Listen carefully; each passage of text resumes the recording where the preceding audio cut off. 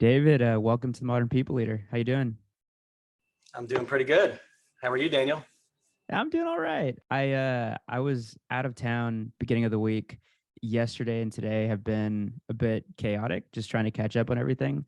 But I feel like I've finally made it out of the email backlog and some of the tasks that I had to get through. So my week's getting better. Awesome. Well, I'm Yeah. super glad to be here with you both. Yeah. All right. So we start every show with good news stories and just a way for us to break the ice, kick off the show with some gratitude. And it could be personal, it could be work related. And I'm going to let you go first. All right. I love starting with gratitude and positivity, and I think I got a good one. So I just the framing and the context, and I know we'll get into this, but I have been working at Goldman Sachs for 20 years. And in those 20 years, I have not taken more than 2 weeks off at a time. So this summer, I'm taking the entire summer off. I'm taking a breather. I'm actually in like 7 days, kicking it off by flying to Hawaii with my family for a couple of weeks. And then we're just going to be living life and living for the present for the entire summer. I honestly can't wait for that intensive time with my family and spending a ton of time outdoors and just doing what I love. Are y'all Wow. are y'all going to be spending more time at the beach or more time like doing hiking or 50-50 split? 75-25. Okay. 75 beach. 75 beach. Are you the type of person that could stay at the beach all day, every day for weeks at a time? As long as I have cool things to do. So like I don't sit still on the beach. Yeah. I love snorkeling, fishing. I just learned how to free dive. I dove Ooh. 43 feet on one breath. Pretty good. No tank. I don't think I could do that. I think my ears would That explode. seems really far, really deep. And the only reason I stopped is it got pitch dark when I got that deep, and that was quite disconcerting. I didn't even know which way was up. That would for sure freak me out. Steven, do you want to go next or do you want me to take it? Yeah, no, I'll take it. It's hard to beat 3 months sabbatical, but I finally took the plunge, guys. Like it's been a little over 2 months since my startup Workify was acquired by a company called Terryberry. I told myself that I would just relax for 2 months, just focus on the next right step as far as the integration, everything that was going on. But I finally went into my LinkedIn page and updated my job history and put the open to work label. And I don't even know where my journey is going from here. It's the second time in my adult life. I have no idea what's coming next, but it feels great. Like that's why some people were probably like, why is that your good news? But it's hard to describe that feeling once you're on the other side. And it's like announcing to the world that a new chapter is going to begin. So that's my good news today. That's awesome. Congratulations. Yeah, Thank congrats, you. Steven. That is exciting. I feel like anytime you embark on something brand new, those first few months are exhilarating. So I feel like you're probably going to learn a lot about yourself here in the next couple of months while you figure out your next step. Yeah, I can imagine that, it's going to be an emotional roller coaster of excitement and anxiety, all the feels. Yeah. All right. So my good news is that we have a recording marathon these next 8 days. So between today and next Friday, we're recording 5 episodes, and that is a lot for us. I'd say like about a month or two ago, we were in a rhythm to where like every week we were recording like 2 or 3, and then it cooled down a bit, and now it's picking back up. So I don't know. It's always a lot of fun when we're spending majority of our time doing the thing and like recording episodes and talking to people versus the promoting of the thing. So I'm excited for the next 8 days. That's awesome. You guys are crushing it. Thank you. Appreciate it. And I actually have a curveball question for you, David. So I don't think our audience knows this, and Steven doesn't even know I'm going to ask this, but y'all were colleagues at Goldman, right? How long did y'all work together? Man, a couple of years, way back when, like at least 15 years ago. Steve and I spent a lot of time together. Had some good times together. So what's Absolutely. something? I think I think all in it was 4 years. So I joined the firm 2005 and I worked in New York till 2009. So those were our like peak years that we And worked I joined in together. 2004.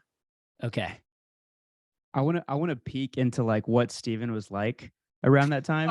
So what's something that Can that we like not? might that might surprise our listeners about Steven that they don't know about him? Well, I don't know what they don't know about Steven, but I'm going to say that Steven was always an incredibly generous person with his time and with his, with just his goodwill. And I remember like one of the things that drew me to Steven was the kindness that he exudes. And look, I don't know if everyone knows that. Well, now they do. And thanks for taking that curveball question. So I think that you have probably I'd say quite unique journey versus most of the people that we talk to. I feel like most of our guests have worked at a handful of different, places. And I think it's really interesting that you've been at Goldman Sachs the entirety of your career. Is that right? Yeah, 20 years. Well, I Wow. gotta Okay. say, it very different times over the years and very Yeah. different contexts too. Yeah. Well, give us like give us the highlights over the last 20 years. What are some of the different roles that you've had, and how did that lead you to the role you're in now? So, I mean, I'll go back in time a little bit. When I went to college, I wasn't really sure. Like, I didn't go to college thinking that I wanted a particular job. I went and just started to pursue things that I found really interesting. And one of the things that I loved was psychology and really just understanding human beings, how they interact with each other, and kind of how people think. And at the same time, I was really interested in business. I found business to be kind of exhilarating, exciting. And I had no clue that those two things could go together. I got to say, like, I followed my passion, and I've had a lot of moments over the years where there was a single event that happened or person that I met that kind of helped me continue on that course or kind of make an adjustment. And I met somebody who was a CHRO and a practicing industrial organizational psychologist, which I honestly, I went to a small liberal arts college, didn't even know that the marriage of psychology and business existed. And I discovered it in that moment. So I ended up going on to grad school to get my PhD in organizational psychology. And my very first summer, I really wanted to do an internship in some business. And I sent out a bunch of emails, did some cold calling, and I got lucky and I landed an internship at Goldman Sachs in the training department at the time. I absolutely loved it. And it was actually so different than I spent a few months that summer working in a really fast paced, dynamic environment. And then I went back to academics, which is good in its own right, but different. And I ended up every summer of my grad program, I ended up going back to Goldman. So I'm a three-time intern, really proud of that. Came back in 2004 and I joined in the reward group. So I spent a few years focusing on compensation. So ranging from compensation technology to advising on individual offers to helping the firm actually modernize and think about how we think about the balance of variable and flexible comp, so bonus and salary. I really love that. I love the interesting problems that I was able to solve. And eventually I found my way towards a talent. And actually my first entry point to talent was a former mentor of mine asked me to come and help run performance reviews with him. And took a bit of a plunge, did that. And then just over time, continued to follow the things that I love and actually surround myself by interesting people, which in and of itself presented new opportunities. So over the course of 20 years, I've worked across most of the functions directly in HR, but for sure have worked with people and partnered with them across the entire spectrum of what we do, both in HR and beyond. And it's been just a really interesting journey that I think was for me marked by not having it necessarily a job or an end goal in mind. I had a direction of travel, which was to just continue to follow the things that I love to do and to to try real hard to solve problems in a differentiated way. And more recently, and maybe we can talk about this, I now lead a function called talent development, which essentially covers all the different ways in which we enable the performance, the development of our people from the moment they walk in the door through out their onboarding, their early training, key milestones, how we enable great managers, how do we create great experiences, how do we think about ensuring that the right conversations are at the right time to help people thrive. But I did that through this journey that I took of following my passions. And I guess the last thing I'll say is one of the things that I found that I most love to do and that I get the most energy from is either creating new categories of services, so things that I think will really move the needle in terms of the people experience, or finding things that aren't working as well as they could be and finding a better way. So I love to innovate, and I love to do that with other people. And I found myself, if I surround myself with the right people, we can really create magic together.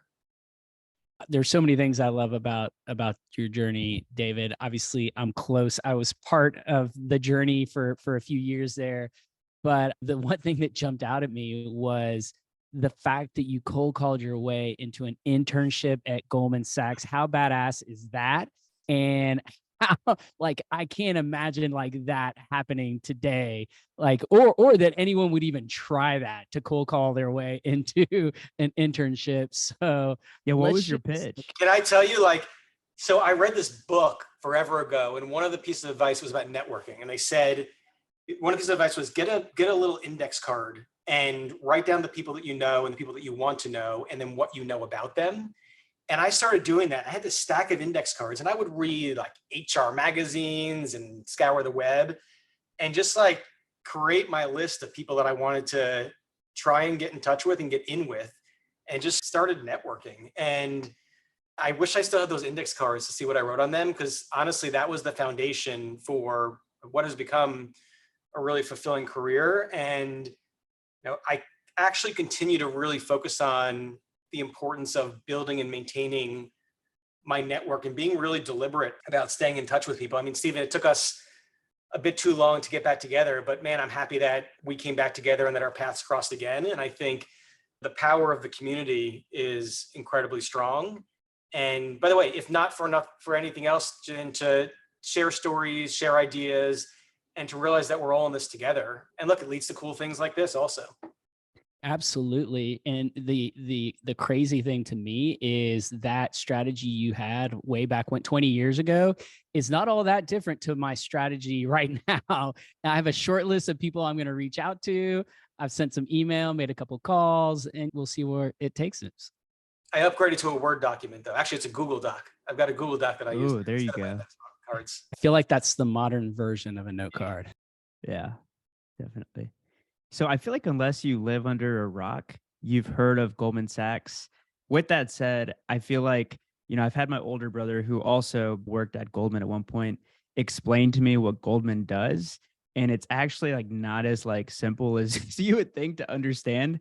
So if you were talking to, I don't know, maybe a relative that you hadn't seen in a while and they asked, what does Goldman actually do? Like, how would you describe it?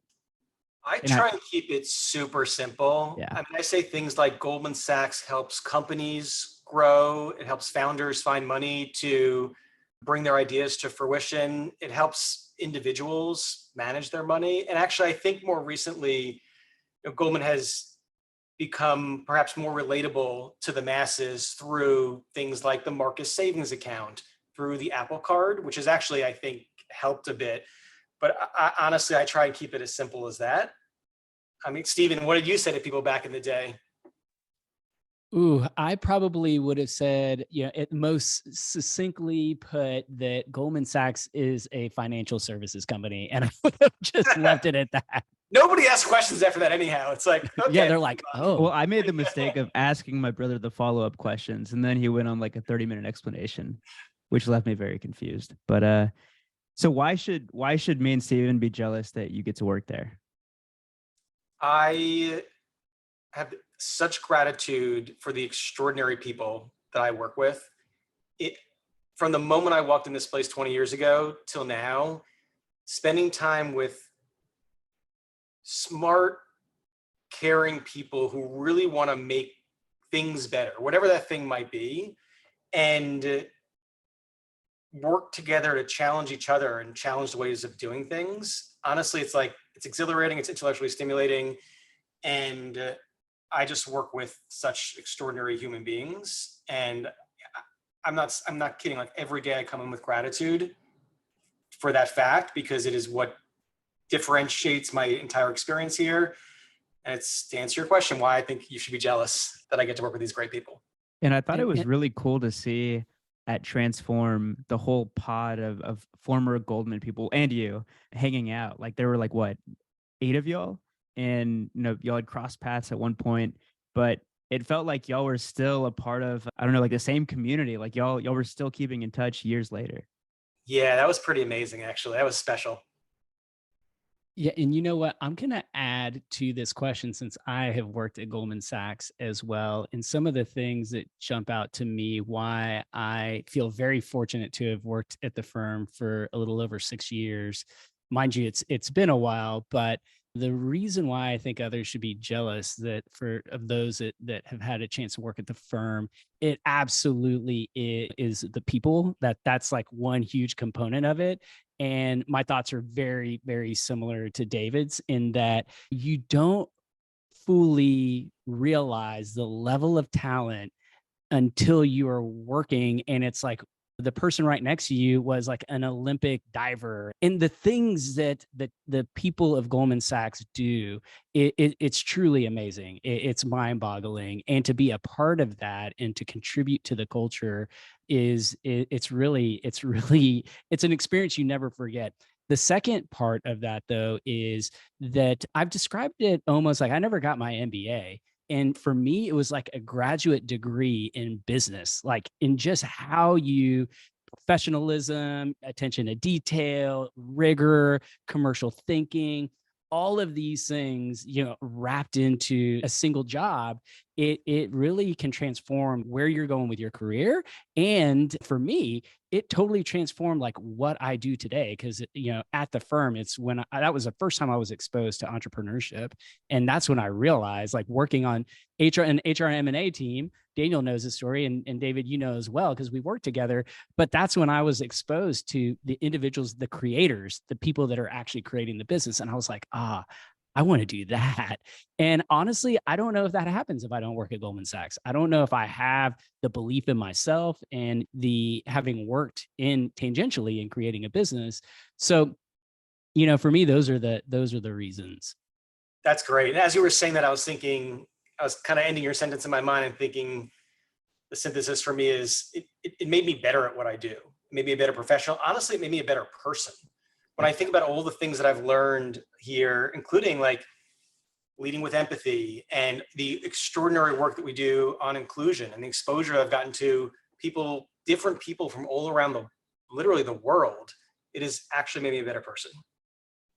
And so we're going to talk a lot about that. We're going to jump into, a lot of the great things that you're doing at Goldman. But, in our last interview, we had Adam Ward, and we did a State of the Union for talent. And Daniel and I were just like, wow, that was like just such a cool exercise. Adam's focus is talent acquisition. He gave us some great tidbits and his views on kind of where we're headed. But I want to go through a similar exercise more from a talent perspective. And so first, for a little context, what is your title at Goldman and how big is your team? Just tell us a little bit about your day job and kind of your purview at the firm. Sure. So my title is I'm the global head of talent development at Goldman Sachs. I lead a 50-person team. It's really 3 big pillars. And when I was talking about my career journey, I talked about some of the actual things that we do in our mandate. But the 3 pillars are everything related to learning and engagement for the firm. And again, that's like your marquee big things for when we bring all of our new thousands of campus analysts in and help them acculturate to the firm and learn their jobs, to how we prepare people to be promoted or to act at the next level, whether that means they're becoming a manager for the first time. So it's learning and engagement. It's everything that we do to help enable performance. So we're going to talk about some of those things around the 3 conversations at GS and how we make sure that people are having the right conversations at the right times to help progress their careers. And then lastly, on the topic of talent development and growth, it's work that we're doing to really reframe how people think about their career path here and their next job and ensuring that they have the visibility into uniquely for them what the options are and a way to navigate across this 40,000 plus organization to continue to grow and reinvent themselves. And so you have visibility into a lot of different aspects within the people HR function at the firm. And so where do you feel we are in the business cycle? It's super confusing. Are we expanding? Are we contracting? Are we in a recession? Are we not? Even like this week, there's talk about issues with debt and there being imminent collapse of companies that aren't going to be able to find the financing they need going forward. And so I just feel like this continues to be a question that many people leaders are asking. And so based on the conversations you're having, what does that look like? How are people forecasting for the next 6 to 12 months? I think we're in a period of patient observation. I think people are watching, certainly we're also in a period of efficiency and people think about making the most out of the investments that they've made in prior years. I mean, we came from a period of pretty significant growth, but I think right now it's a bit of wait and see. And there's definitely a lot of conversations around maximizing efficiency, thinking about the things that we've onboarded and how do we pivot them to a period that is not marked by the same growth that we've seen. Business cycles are obviously, by nature of that term, cyclical. And I think right now we're waiting to see, what direction things go and the environment. For me, it's always felt like it turned on a dime. But right now I'd say it's a bit of, at least from my purview, it's a bit of wait and see. And then like the pivot of that is, and how that applies to my job, tremendous focus right now on retention. We invest so much on bringing people into this organization and picking the right people to bring on board, investing in developing them and preparing them. And now we're really doubling down on retention. What is it about the current market? And this is like not specific to Goldman, the firm, but I feel like cycles in the past have been a little clear, right? That, okay, we're at the bottom, or, oh, this is super frothy. Like this is not sustainable. This particular market, though, it seems to be, to your point, we're patiently observing. And I think that's a great way of describing it. And I think we've been patiently observing for a lot longer than we have had to in the past. I'm just curious, what is it about this current market that might be driving that? It seems that there's just a lot of conflicting signals and kind of macro events that perhaps are less controllable or less predictable than they have been. And I think as that noise settles, which it will, and it always have, I mean, we lived through some pretty significant moments in the cycle, including the great financial crisis. Things obviously settle out over time. And I'd say, I hope within the next 6 to 12 months they do, and we see clear direction. I think all of us hope it's a direction upward. And so for your peers that are in the talent function specifically, what are some of the things that the best brands in the world are focusing on now from a talent standpoint, since we're in this kind of wait and see scenario? So I was at a CHRO roundtable earlier this week, actually hosted by Charter, a pretty amazing media company. And we were actually, this topic came up, and I say the cautious wait and see, but while we're doing that, let's really focus on retaining our talent. I think this is the year of talent retention. And honestly, as a people leader, that's an amazing place to be, because we know the different levers for retaining people and having an opportunity now to really get that investment. And there's some really high ROI stuff that we can do, but right now it's really both my experience and kind of what I'm hearing from my peers. It certainly varies by company, but I'd say retention is one of the key themes. Love it. Love it. And so my last question before we move on, in the last, 8, 12 weeks, we've talked a lot about generative AI. And in fact, we had a future fad segment that we were like, you know what? AI seems to be not a fad. Some may think it is, but I think there's more and more evidence that this is something that is here to stay, and it's picking up steam in a variety of different use cases. And so, are there any clear use cases where you're seeing AI beginning to get some adoption in the talent function? Do you think it's here to stay? Do you think it's still TBD? I think it's definitely here to stay.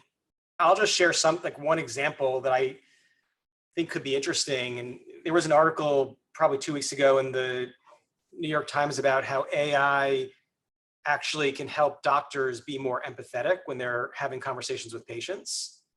And like a big part of my job is helping managers be more empathetic. And immediately my mind jumped to like this idea of bringing more empathy and humanity into the workplace. Ironically, I think AI can really help with that. I think when you think about the tough conversations that managers have to have, which actually probably feel tougher to them in their minds than they really are once you practice, and using AI as a coach or tool to help them lead with empathy, like that's just one example where I think we're probably not too far from actually being able to do that. I mean, I had a brainstorming session with my team last week just to talk about this topic. It was a lot of fun. Sometimes we just had brainstorming sessions just to get the juices flowing, just for fun. AI is really early, but just to surface some ideas of problems we'd love AI to solve. And it ranges from like taking out so much of the administrative work that bogs people down to helping design programs. And when you think about the work that goes into designing a learning program, having AI help with that first draft, like that's pretty tremendous. To things that are more directly, that our consumers would more directly interact with, like helping leading empathetic conversations, helping in writing first drafts of performance reviews, surfacing all the information that's available and synthesizing it so the manager has a starting point. I mean, that's just a few ideas. I'm getting excited, but short answer, like, yes, it's here to stay. And I think it's going to change things in a big way.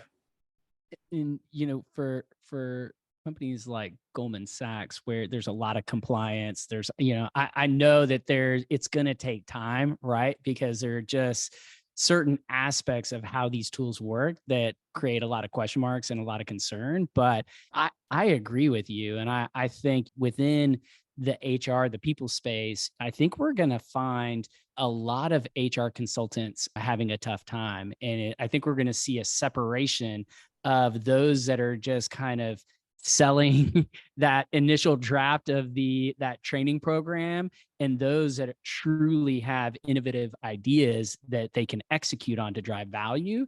Because to your point, now, like within seconds, you can have a program if you know how to use ChatGPT or similar tools. Like it's just shocking how quickly it gives you an asset. I had a really good one, and it's early days. Like I can't imagine how much better it's going to get over the years. So you called it the year of retention, and I'd agree with that. I feel like over the last 6 months, we've been talking a lot about talent development, whether that's in the form of mentorship programs or talent mobility, like you name it. I feel like it's something that we're talking about on almost every episode. And one of my favorite episodes that we've done in the past few months is with Brandon Sammet, who's the chief people officer at Zapier. He walked us through like how they even designed their talent mobility programs, how they aligned it to business objectives, how they created demand for it, how they built pathways for people once they've like opted in. And it blew my mind. And a lot of it was like homegrown using their tool Zapier. And, when I think about what this looks like at a company like Goldman, who has, how many employees do y'all have? Like 40,000? Yep. I imagine that it becomes way more difficult because Zapier, I don't know how many employees they have, probably less than 1,000. And I know this is something that you're working on at Goldman. I know that talent mobility is something that you're thinking about a lot recently. So can you give our listeners a behind the scenes view of how this came about and some of the progress y'all are making? I love talking about this. I had the chance to, I talked earlier about the things that I love to do. Like this was a new build. This was a chance to build a startup within Goldman Sachs. And it's been a really fun journey. So like you asked about the genesis, and I'll maybe talk through the story a little bit, but we've always had a really robust movement of talent across the firm. And there's tremendous value when you think about people spending time in a certain function and then bringing that knowledge and those relationships and everything that they learned to the next function, It helps us do our jobs better, helps us serve our clients better. And there's a real appreciation for the value of that. And some people, they figured it out, they did it well, they had the right networks. But actually, we started to notice that other people were having a really hard time navigating internal mobility. And some of them were choosing to leave the firm, and they were leaving for growth opportunities. And we kind of scratched our head because we have so many growth opportunities here and said, well, there's clearly something going on here. Let's explore it and think about it. So look, I was asked to tackle this problem, to start a new function. And honestly, the first thing I did was I used internal mobility to recruit an extraordinary team to work with me to solve this problem. I mean, like I said earlier, I found my most success by surrounding myself with amazing people. And that's like the recipe for me is like first step is find the right people to help solve the problem with you. And we started digging into the data, and we noticed a lot of interesting stuff happening both internally and externally. After a good amount of research, we boiled it down to one big thing, which is people now more than ever, they want growth. They want to see their skills developing. They want growth probably at a more rapid pace than prior generations. But growth does not mean necessarily vertical growth from corporate title to corporate title. It means diversification in terms of experience and feeling like each year you're doing something that is meaningful and progressive towards some outcome. It doesn't need to be the next job or next promotion. And the next thing that we learned was that when people move jobs, their perception of their growth opportunities goes off the charts, like multiples. There's a LinkedIn learning study that actually looked at the retentive power of mobility because of it helping people see job movement as a way in which they grow. And they did a 2-year study and looked at people who did move jobs and who didn't move jobs. Those who did move jobs were 75% likely, the people who did move jobs were 75% likely to be with the company 2 years later. Those who didn't were something like 54, 56%. That's a huge gap. And a lot of that comes back to growth. So put the team together, start to explore the problem, realize that mobility was an incredible driver of people's perceptions of growth and therefore highly retentive. And then we'll talk through this, but then we have to figure out, okay, like what's the problem and how do we solve it? And you said something at the beginning that you used internal mobility to recruit an amazing team to tackle this problem. Who did you recruit for this team, and like what sort of attributes were you looking for? Were you trying to like bring in a pretty diverse team in terms of like where they were currently working in the business, or did you pick people from like one specific group? How did that work? So it's a great question because it's actually a good case study for what we needed to improve upon, which was like, I didn't have a database or a place to post a job, know that a lot of people would flow into it, or see people who were interested in the next opportunity and be able to tap into them. I did it by networking and talking to people. So talking to managers who I trusted, talking to our business partner who oversees kind of human capital, and started to kind of tap people on the shoulder and tell them about this thing that we had cooking and asking if they'd be interested in joining us. And to your question, absolutely, like a diversity of experience, diversity of like where people were in their career, what they brought to the table, because I knew this wasn't no problem that we solve has a single solution or is one dimensional.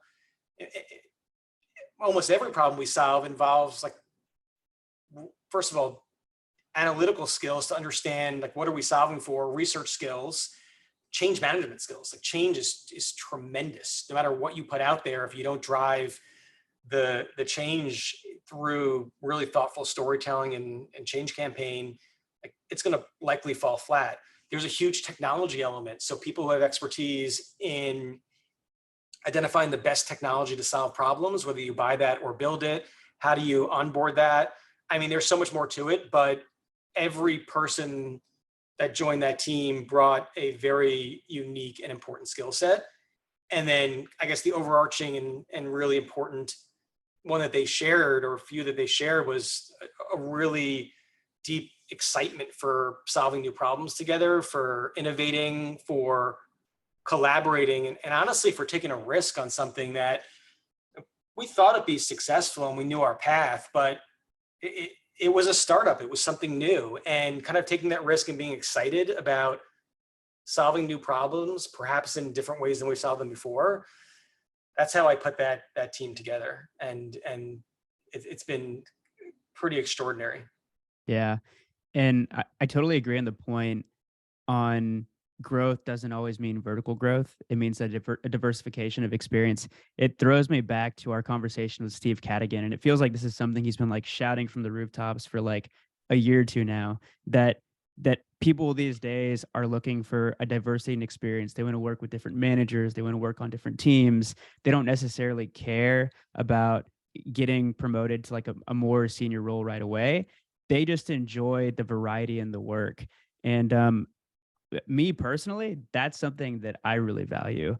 And I know that if I was working at a company that was giving me new opportunities every couple of years, who knows, like maybe I'd stay at the same company for 20 years, similar to the way you have at Goldman. So I think earlier you left off on you had to figure out like what's the problem, like clearly defining that problem and then figuring out how to pitch this like startup that you were building within Goldman to, stakeholders, executives, to, I guess, influence the outcomes that you were looking for. So how did you put together this pitch, and how did you define the problem? So this is a fun one. And actually, we did it differently than we usually do. And it's actually obvious when you look at it in retrospect, but seeing how powerful the approach that we decided to take was, it was a lot of fun, and actually was incredibly effective. So what we did was actually, we had a bit of a pitch and some ideas, but we put them in a drawer. And instead, we enlisted the help of 25 of some of our most senior, passionate business leaders, and actually went to them and said, look, we want you to be part of the solution. And we're not going to you with the answer. We're not coming to you with the answer. We're actually coming to you with a problem, and let's co-create the solution together. So we called that approach a HCM-enabled business-led approach. And this group of people like really rolled up their sleeves and got involved. And it really started again with a lot of discovery. So talked about our own experiences and their experiences as leaders of seeing the benefits of internal mobility, but also some of the challenges. We did a ton of employee listening. We looked at our employee sentiment data. We looked at specific surveys where we asked people about their mobility experience. We hosted a ton of focus groups, and we started to surface some of the key issues together. And it evolved over time, but where we landed was there's three big opportunities for us to solve to make mobility much easier for our people. The first was really about access and visibility. We just didn't have good technology to let people see, I've got these skills, I've got this other skill I want to develop, I have these aspirations. Here's all the different pathways you could take through this organization. And it's actually interesting, like when you look at some of the moves that happen organically, they seem obvious in retrospect when you see people move into an entirely different business and you can see how those skills align. but that's not always obvious when you're sitting in your current seat. So visibility and access to opportunity by just having an understanding of how do my skills align to all the different opportunity sets in this organization. So the first big thing was really the solve was technology.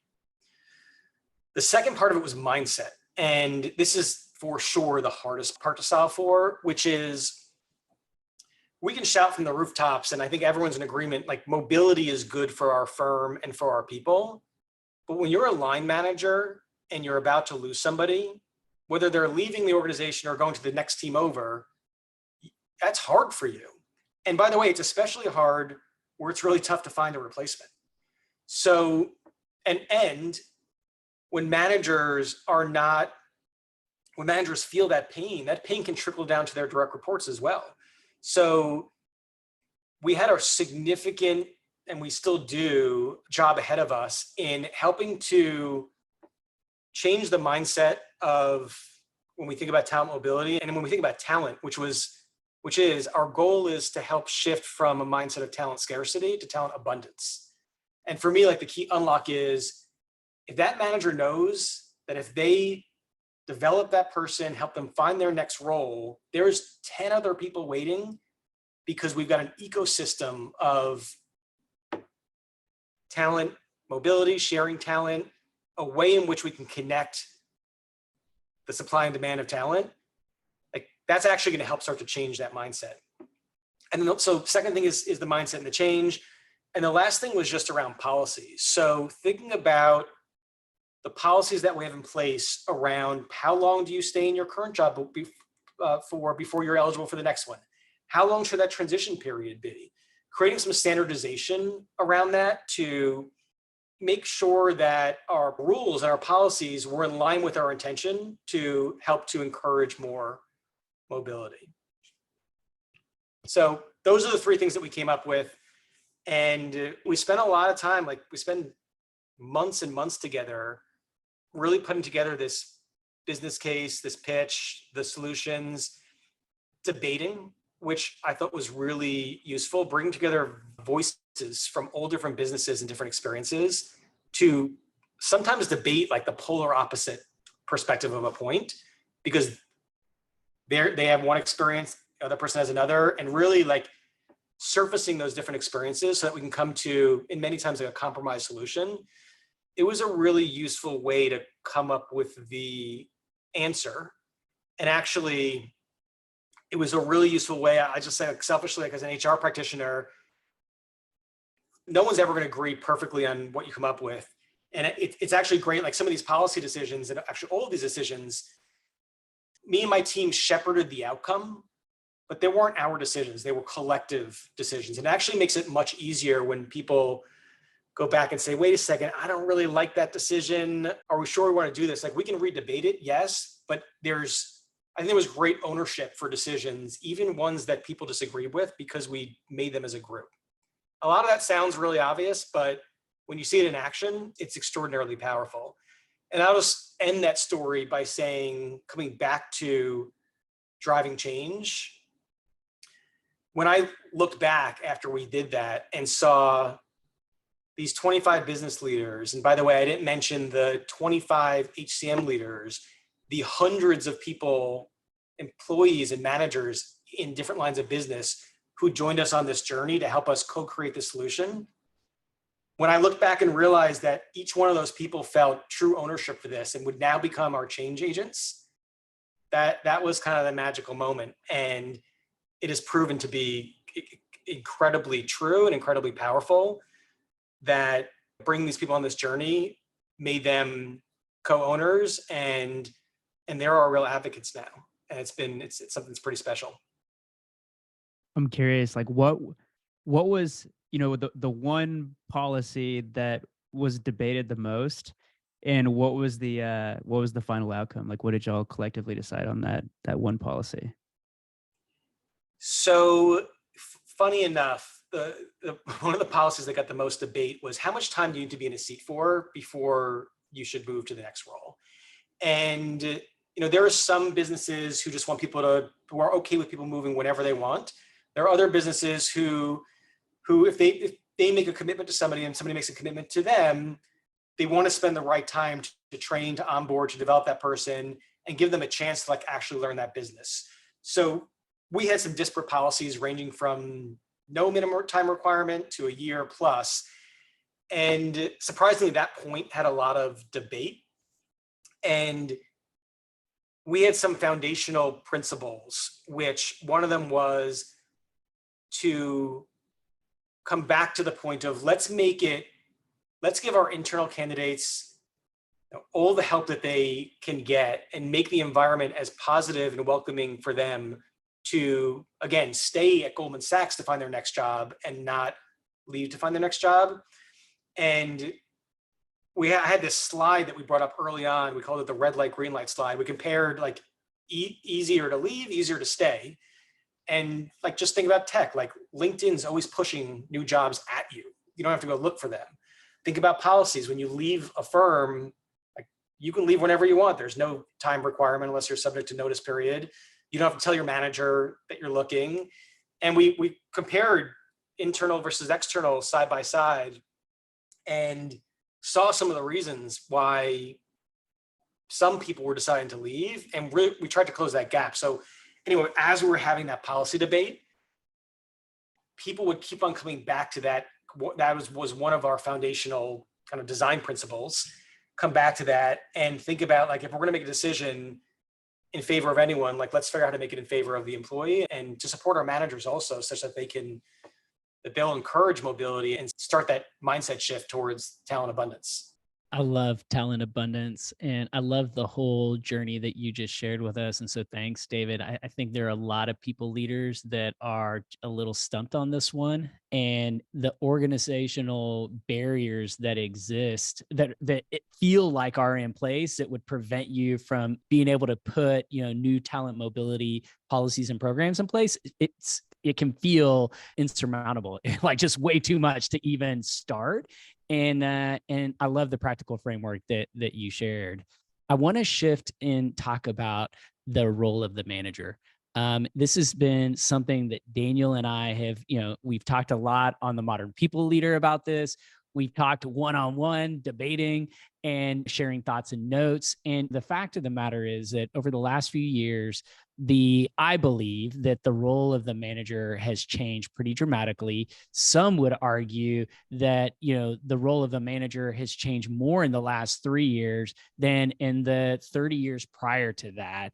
And in a lot of the conversations we've had with people leaders, we've noticed that that there's a real problem at this particular level. And a lot of that is just due to the new demands, the post-COVID demands that have been put on a manager. So now typically, pre-COVID, you're managing, a team, an in-office team, right? You have touch points.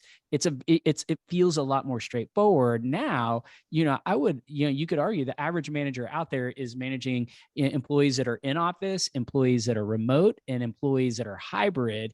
All of those, those constructs have different demands, different approaches that you've got to flex your style to. And, the scope of what an effective manager should coach their employees on has also grown tremendously. And so the disconnect, it feels as though the training and programs available to managers has remained largely the same for a lot of organizations, but yet here we are with these huge demands that are being put on our managers. And so I'm curious, has this been a challenge at the firm? And if so, how has Goldman addressed the problem? So yes, for sure it has. And I think it's a problem in most organizations. And I don't have to convince, the people who are listening to this, the importance of managers, but like, if you don't get that right, the impact on everything related to your people and your business can be quite profound. So you used an interesting word, Stephen, when you were sharing your perspective and asking that question. You used the term coach. And actually, I think one of the biggest shifts that I've seen is people expect so much more of their managers now than they did 10, 20 years ago. And for us, we've really tried to support our managers in pivoting towards a much more coaching oriented mindset. And Maybe I'll just give a couple of examples, but we do invest a lot in helping our managers at key points. And one of those is becoming a new manager for the first time, where we do a lot of in-depth work to first articulate the importance of that job, and then really talk to them about what it means to be an empathetic leader, a coach to their people, how to have challenging conversations, how to prioritize people's growth. So we do that at key moments, and we also offer both kind of e-learning on demand, but also sessions by which people can in-person practice things. So for example, practice delivering feedback. I think there's a lot of value in actually practicing the thing that you are learning. We embed management in so much of our leadership program as well, because as our people get more senior and prepared to be leaders at the next level, they have multiplier impact on employees. And when you think about managers of managers, that really amplifies. So maybe one very practical example I'll share is, it's really about enabling conversations. Actually, a big part of my job is to set the foundation for enabling the right conversations at the right times to help people be successful.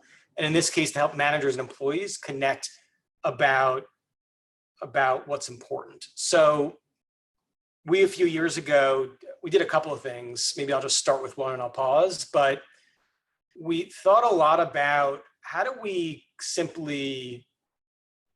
what is important to us as an organization in terms of what we want our managers to do for their people.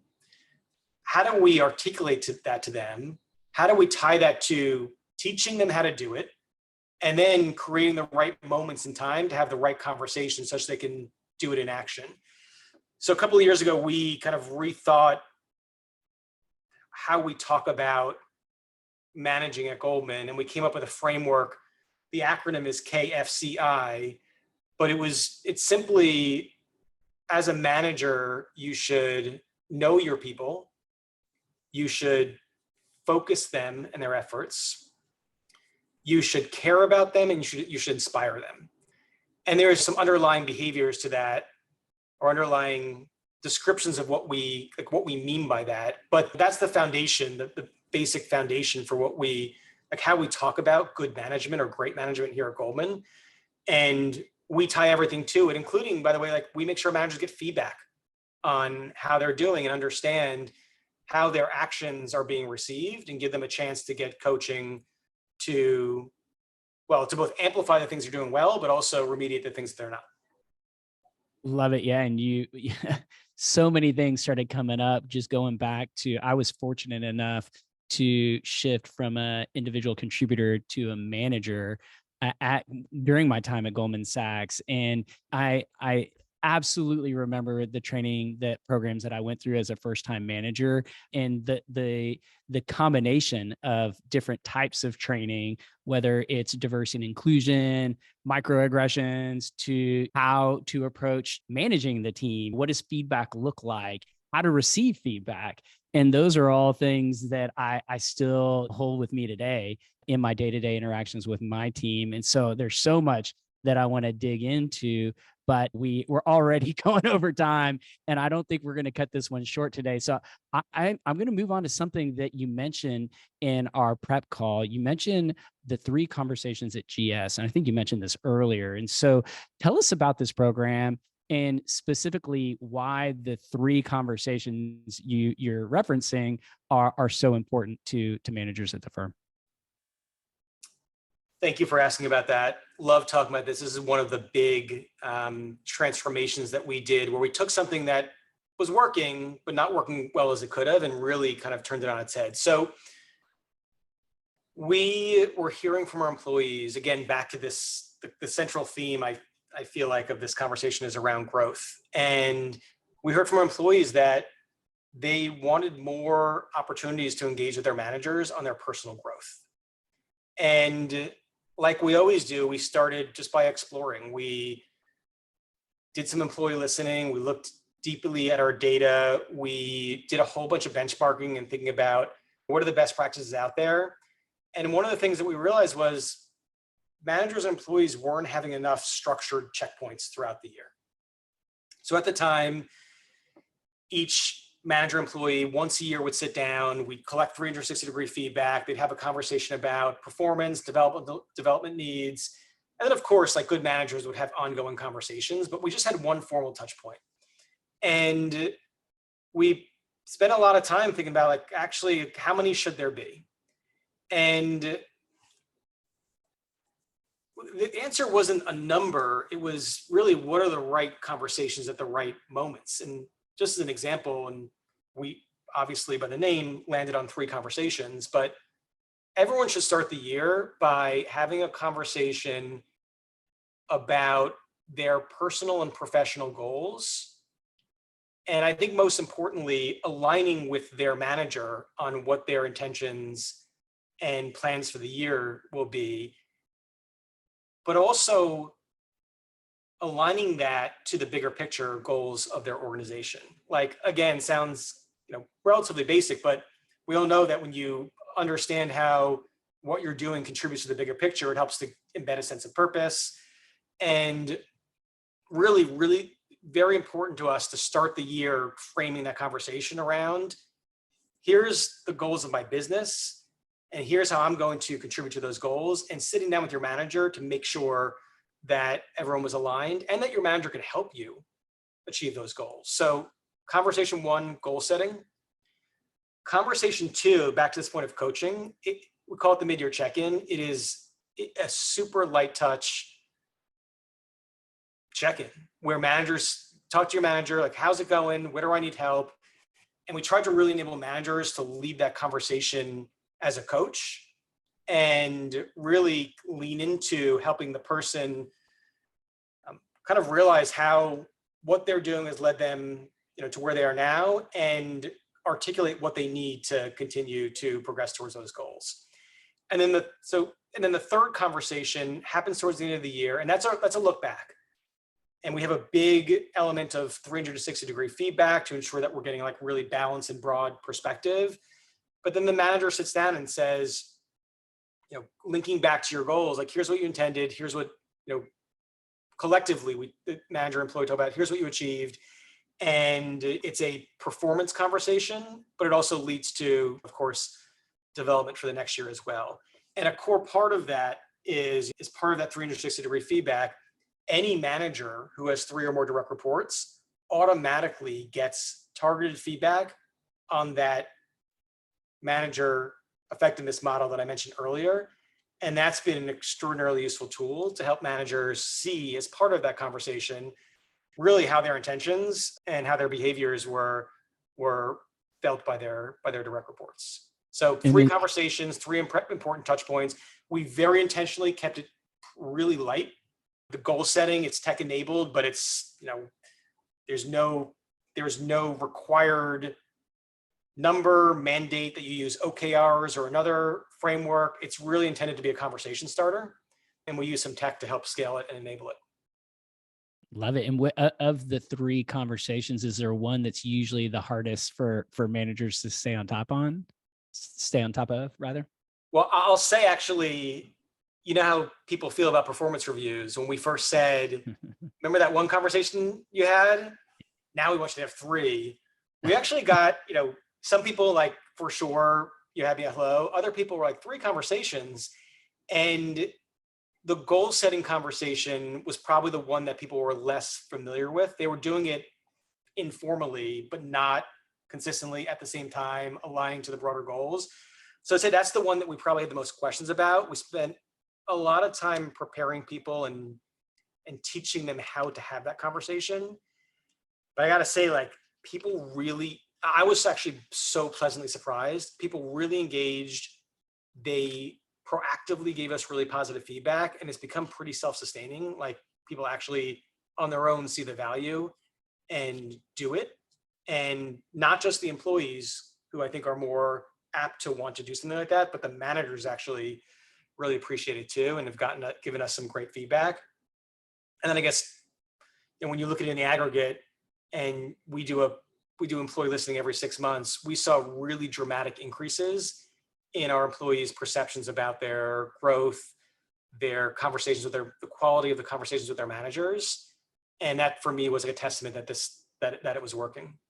What I love about, Oh, no, I no, think we're about to say the same thing, Daniel. maybe. I was just gonna say, I like how you frame all of these conversations as conversations and not as like something scary like a review or performance conversation. And I mean, they are performance conversations, but just calling them, the three conversations, I feel like it makes it a bit less scary for people to approach these conversations. And so I agree. And back to this question of like, when I think about assembling great teams, having people who have the foresight to know that and who are branding experts and understand how to drive change in an organization, to come up with something as simple but elegant as the three conversations to convey exactly what you described, that's one of the 1,000 different reasons why I'm grateful to have an amazing team. And so zooming out, and this isn't really specific to Goldman Sachs. This is more in a general sense. In your experience or from your vantage point, what work still needs to be done to help managers be better managers and leaders? And this is kind of going back to the point that if this is definitely not a Goldman Sachs issue, this is definitely not a segment of companies in the U.S. Like I personally believe that this is a much bigger problem. And, that really comes down to the way that we work having changed so dramatically. And so in your view, like what tools or what can we give managers to help them out? Like what is still a gap out there? Is it the AI chatbot that we were talking about earlier? Like what are some of the things that jump to mind to you? I think some of the things that we have to solve for are bringing more empathy and humanity into the workplace and supporting managers who I think most of them have really good intentions, but just don't have the practice and sometimes just don't know how to do these things and probably then kind of shy away from doing anything if they feel like they can't do it well. So actually, I think like supporting managers to have more empathetic, thoughtful, higher engagement conversations with their people and to do so in a vulnerable way that helps to disarm people, make them comfortable in sharing whatever's on their mind. That to me is a big key to the future and to unlocking more humanity into the workplace. And to your question, to your point, like they're not going to do it alone. Like we need to support them with the right tooling. Sometimes the simple things work. Like we've tried all different things to help enable good conversations here at Goldman. I have found the most effective thing to be, you're getting ready for conversation number one, goal setting. Here is a single page packed with framing. Why is this important? How should you structure the conversation? And then here are the 5 questions you should ask and maybe some probing questions. So ranging from the simple tip sheets that people can use just in time to then take it a step further to nudging them at the right moments. It's Friday. Have you checked in with your team? It's little things that mean things to people. It's so-and-so's birthday. Heads up, you should say happy birthday.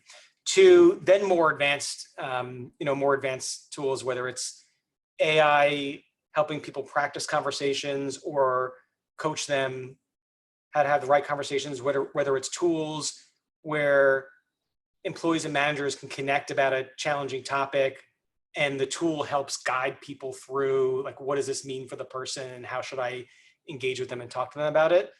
I've always been, you know this, I'm a huge believer in HR tech's ability to scale everything that we as people leaders want to embed in the workplace in the world. And I firmly believe that without the tooling to make that happen, it's not going to happen because we're not giving the people the support that they need to enable them, even the well-intentioned people, to do it and to do it right. I feel like everything keeps coming back to this notion of enabling people to have the right conversations. And I love that. And you mentioned HR tech. And actually, do you have a couple more minutes? I know we're 15 minutes over. Yeah, I'm loving this. Let's keep going. Okay, let's keep doing it. So I want to talk about HR tech. I know that you're a part of People Tech. I know that how many companies are you advising? I'm also part of Semper Oh yeah, Virens, Sempervirens, that's right. which I absolutely love. And I spend a lot of time informally chatting with founders and sharing perspective. And it's been honestly one of the great privileges to get to meet the people who are actually building the things that are going to change the way in which we work. And I love sharing, whatever value it is. I love sharing my perspective with them. Are there any specific, companies that come to mind that you're really excited about, where you think they're doing some really exciting work, or more broadly speaking, any categories of HR tech that you feel like we're making some progress and you're excited to see what's going to come here in the next few months or maybe years?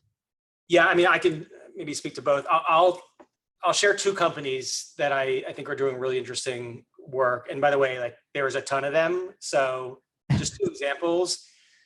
There's a company I've been chatting with lately that this really aligns to what we've been talking about throughout this conversation, called Village. It's Villlyge. And their platform is designed to help managers lead with more empathy. And the way it works is, or one of the ways it works is, employees can use the platform to share with their manager that they're going through, an interesting life event. So if you just use an example like they are thinking about adopting a child or they're starting fertility treatment, a lot of managers just have no clue, if they don't have that from personal experience, how to support their employee through that and what it actually means from them. So Village actually, I think the thing that I love about Village is it makes it easy for employees to start that conversation. They support managers in engaging in the right way, starting by educating them, but then sharing with them a framework to engage in the right conversation in an empathetic and supportive way, and then nudges them, both parties, throughout the course of that time to make sure that that person's getting the support that they need. So that's company number one. And the other company I'll highlight, it's a little bit different, but I brought them up earlier. It's Charter. Charter, I think you guys know Charter. You had Emily Massell on your show recently.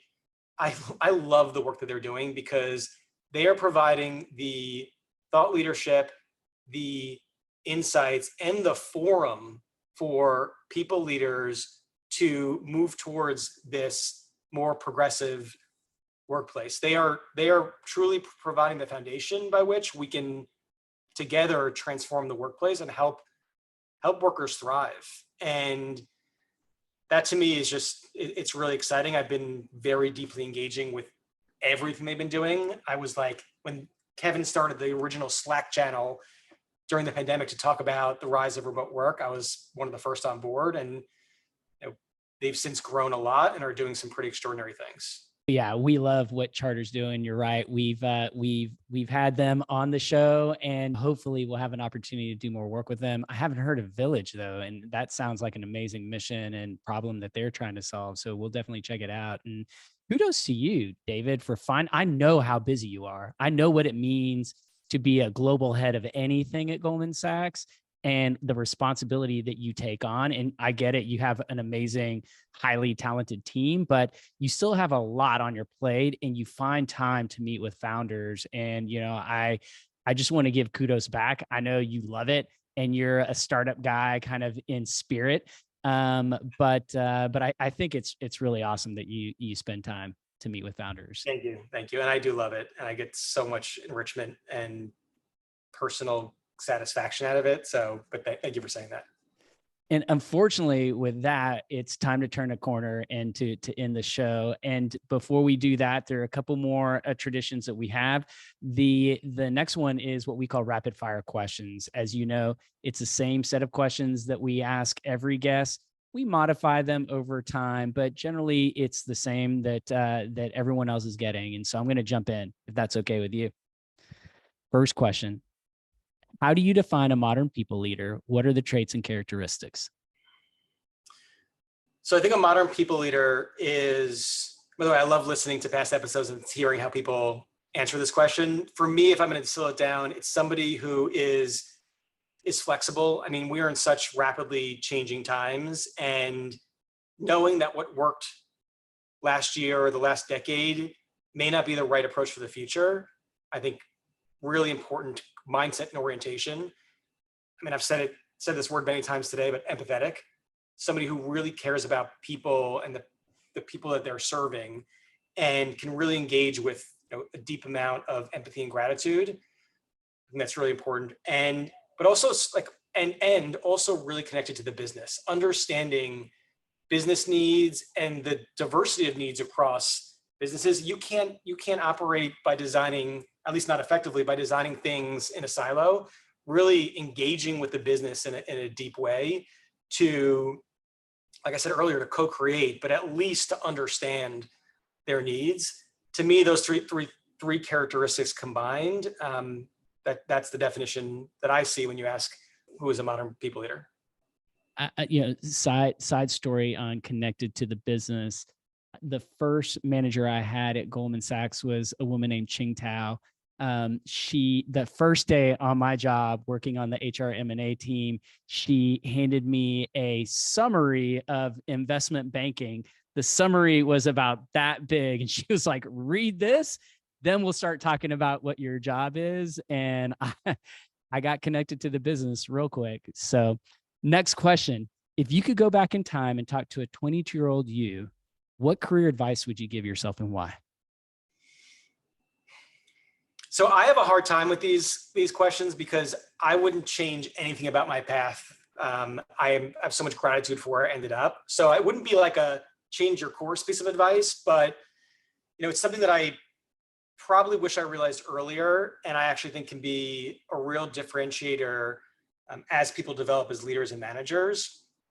And the piece of advice I would give is look around at your own experience and the experiences of others as you progress along your career journey, and think about who you want to become as a leader and look for people who are practicing those traits. So like for me, I've had a lot of managers in my time here. I've had some managers that I deeply admire, and I've totally picked up like the best of what they do and built it into my own leadership profile.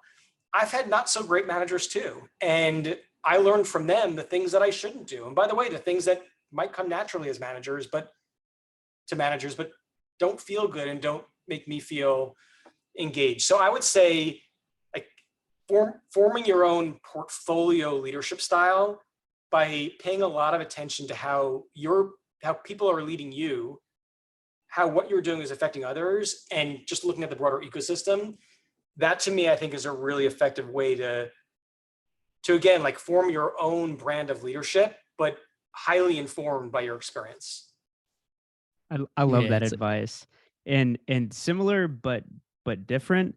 Like when me and Steven are thinking about like how we want to grow the modern people leader as a business, there are other, I guess, businesses that are similar to what we do, but in different spaces, whether it be, you know, marketing or whatever. And I try to consume as much content from those people as I possibly can, you know, whether it's listening to the person running the business or just like observing how they're growing their business, observing how they talk about themselves on social media. And you're right. Like if you have this portfolio of people or leaders that you aspire to be like one day, it really helps to start informing, you know, what that means for you. Because maybe, you know, what Dave says about this thing you pick up, and what Steven says about this other thing you pick up, and then all of a sudden you have like your own unique brand from all of these different pieces that you're picking up. I love that. Yeah. And by the way, that brand evolves as well over time. Love it. Flexible to evolving that brand is key to making yourself better, I think. Agreed. So last rapid fire question. Is there anything you believe to be true about the world of work, but you don't yet have the data to support? I think the thing that I believe most about the world of work is that when you lead with a people first orientation, everything else will follow. And truly doing what's in the best interest of the person sitting across the table from you, and your colleague, your direct report, the people of the organization that you support, will lead to great things. I think there's data to support that, but we need a lot more. And that's sometimes a hard thing to prove with the data. So the more hard data that we can get to prove that leading with humanity, leading with a person-first orientation results in ultimately great outcomes for everyone, including the business, the more we can produce to support that, I think the better we'll be. Totally agree with that. And I think another Goldman alumni was on our show, Jessica Zvon, who also echoed similar sentiment. Nice. In good company. All right. So last question for you. Who should we bring onto the show next? Is there anybody that maybe is in your personal sphere that maybe we don't hear from that often? Or maybe it is somebody that we are seeing on LinkedIn quite a bit. Like, who do we need to have onto the Modern People Leader? I'm going to give you two people. The first is somebody named Simona DeGraff. Stephen, and Daniel, did you meet her when we were in Transform? She actually, her and I moderated. We did a session together at Transform. So she is also a Goldman alum from way back in the day. She's done a whole bunch of extraordinary things in her career. She's been a CHRO. She's been an executive coach to CEOs and a talent leader at a whole bunch of different organizations. Simona just started her own company. She kind of left her role as CHRO. She went on her own. She's started a company called Idealists. And their entire purpose, they are a human-centered research and advisory firm. Their entire purpose is bringing more humanity into the workplace. She's a really interesting person, and I gotta say, one of the kindest human beings you will ever speak with. So that's my number one recommendation. Really worth having a chat with Simona. And then number two is a guy named Ben Granger, who is the chief workplace psychologist at Qualtrics, the employee listening experience management company. So just like some backstory here, we didn't talk about it today, but Qualtrics was my first big change that I brought into the organization. I built an employee listening function. I worked really closely with Ben and his team, and I've done a lot of really interesting high impact work as a result. And Ben was always my secret weapon. When I had an idea, just like maybe even just a problem and maybe an inkling of idea of how to solve it, Ben was the person that I would call. We'd brainstorm it. He'd always provide pretty extraordinary perspective. And he's another just really special person who I've grown to become friends with over the years. He does a lot of research on the future of work, and he's definitely worth chatting with as well. We would love to have both of them on the show. And I'm just looking, I tried to spell out their names. I'm going to struggle with their last names, both of them. So it's Granger and DeGraff. Did I get that right? So SUMONA Okay. EEGRAF. Okay. And Cool. Ben his last name is GRANGER. Gotcha. Okay. All right. We're going to reach out to both of them. All right. So on to one word or phrase close. So we all respond with a word or phrase from the episode that we want to close with. Does anybody want to go first? All right, Stephen, I'm gonna call on you then. I'm going to go with talent abundance. That I feel like in this conversation, specific to the point we were talking about, that was the mindset shift of talent scarcity to talent abundance. Like, I just feel like more and more companies and more of us need to like just think with an abundance mindset. You want to go next, David? So I want to say inspired, but I think a lot of people say that, but I am extraordinarily inspired speaking with you both. I'm going to come back to growth. Like, when I think about my own career and the synthesis of what I've done here at Goldman, it's really about helping people grow and see potential for growth. And I have a lot of gratitude for having had the opportunity to help create that environment for the people of Goldman Sachs through the programs we rolled out, but also for the amazing people who trusted me and joined my team. So I'm going to come back to growth. I'm going to say retention. I keep thinking back to something you said at the beginning of the episode, that this is the year of retention. I feel like last year everybody was saying that it was the year of the manager. So retention. Well, David, this has been a conversation I've been looking forward to for weeks now, if not months, and it absolutely didn't disappoint. And it's been an absolute pleasure to have you on the Modern People Leader, a friend, former colleague. We've been able to reconnect through this. And so I just want to, I can't thank you enough for joining us today. It's been a lot of fun. Honestly, like I am so excited that you guys invited me on. I've been listening to the Modern People Leader for a while. When I figured out that we are going to both be in Vegas together, I was just hoping you guys might ask me to join. So thanks for doing it. This has been a great conversation. And you know what's funny? We both wanted to have you on the show, and I was like, Steven, do you think he'll want to join us? And I was like, I'm I glad don't that- know. I don't know. We'll see. I'll pitch it. So I don't know who pitched who first at our breakfast, but I was definitely on my list. Well, I'm glad we made it happen. And so hopefully you would be open to joining us. We've got, hopefully we can consider you part of the Modern People Leader community now, because we would love to have you back. I'd be honored. Awesome. All right. Well, until the next one, guys. Awesome. All righty. Thanks. Talk to you later. Bye. Bye.